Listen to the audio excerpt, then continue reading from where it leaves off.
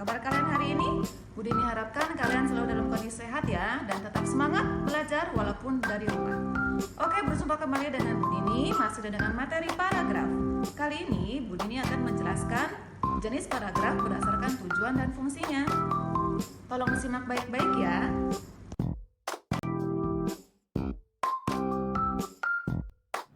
Jenis paragraf berdasarkan tujuan atau fungsinya ada 5 macam, yaitu paragraf deskripsi, paragraf eksposisi, paragraf persuasi, paragraf argumentasi, dan paragraf narasi. Kalau kalian perhatikan, huruf awal dari paragraf-paragraf itu membentuk sebuah kata, yaitu depan. Ini untuk memudahkan kalian menghafal ya, bahwa jenis paragraf berdasarkan tujuan atau fungsinya ada 5 paragraf. Oke? Kita bahas satu persatu ya. Dimulai dari paragraf deskripsi. Apa itu paragraf deskripsi? Paragraf deskripsi adalah paragraf yang dapat menggambarkan atau menjelaskan suatu objek, sehingga pembaca seolah-olah dapat melihat atau merasakan objek tersebut. Kalimat deskripsi berkaitan dengan panca indera, maka paragraf deskripsi pun berkaitan dengan panca indera dalam mendeskripsikan suatu objek dan banyak menggunakan kata sifat seperti besar, kecil, tinggi, dan lainnya. Coba kalian perhatikan contoh di bawah ini ya. Malam ini indah sekali di langit, bintang-bintang berkelap-kelip, hawa dingin menusuk kulit, sesekali terdengar suara jangkrik, burung malam dan kelelawar mengusik sepinya malam. Angin berhembus pelan dan tenang. Ayo coba kalian temukan mana saja kata-kata sifat di bawah ini.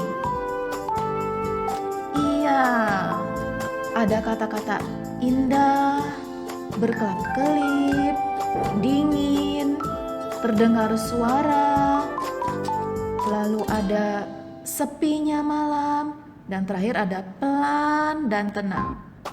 Itu adalah kata sifat. Sekarang kita lanjut ke paragraf eksposisi. Paragraf eksposisi adalah salah satu jenis paragraf yang menyajikan sejumlah pengetahuan atau informasi. Tujuannya adalah agar pembaca mendapatkan pengetahuan dan informasi yang sejelas-jelasnya. Contoh-contoh tulisan eksposisi adalah berita di koran, semua jenis laporan, dan petunjuk penggunaan.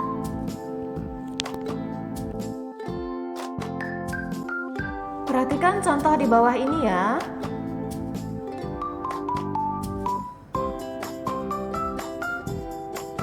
Ya, pada paragraf ini memberikan laporan bahwa setelah diadakan penelitian bahwa ternyata pada daun jambu biji terdapat banyak manfaat, yaitu untuk meringankan memar, luka sayat, benturan, juga lebam.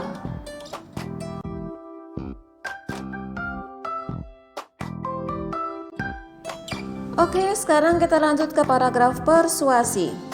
Paragraf persuasi merupakan paragraf yang mengandung ajakan atau bujukan kepada pembaca atau memengaruhi pembaca supaya melakukan atau mengikuti apa yang dituliskan dalam paragraf tersebut. Ciri-ciri dari paragraf ini adalah ada kata ajakan seperti ayolah, marilah, dan sebagainya. Perhatikan contoh di bawah ini. Dapatkah kalian menemukan kata ajakan tersebut? Ya, kata ajakannya terletak di akhir kalimat, yaitu langkah solutifnya, mari semikan tumbuhan-tumbuhan hijau di sekitar kita. Ya, sekarang kita beralih ke paragraf argumentasi.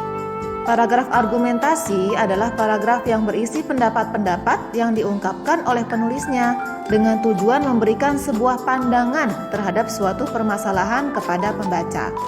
Ciri-ciri dari paragraf argumentasi adalah yang pertama berupa tulisan non-fiksi atau ilmiah, yang kedua mengikutsertakan alasan-alasan yang kuat agar pembaca mempercayainya walaupun tidak bermaksud untuk mempengaruhi ya. Yang ketiga, memiliki kesimpulan di akhir paragraf sebagai penguat dari pendapat yang telah dipaparkan. Coba kalian perhatikan contoh di bawah ini ya.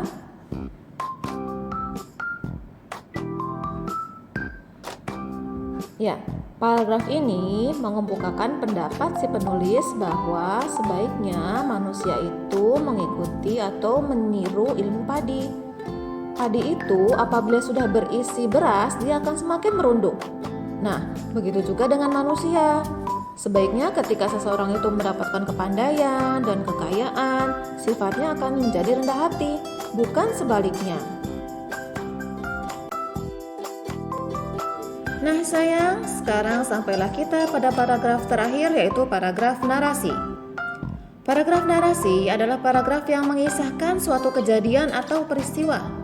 Ciri-ciri paragraf narasi terdapat alur cerita, tokoh, latar, dan konflik. Coba kalian perhatikan contoh di bawah ini. Ya, ada tokoh siapa di situ? Iya, tokoh Rania. Ya, tokoh Rania, kemudian ada latar. Latar itu di mana latarnya? Panggung. Oke. Lalu ada konflik. Apa sih konfliknya? Iya, gugup. Karena pertama kalinya Rania harus tampil di depan publik. Jadi Rania gugup. Nah, ini adalah contoh dari paragraf narasi. Semoga kalian bisa paham ya.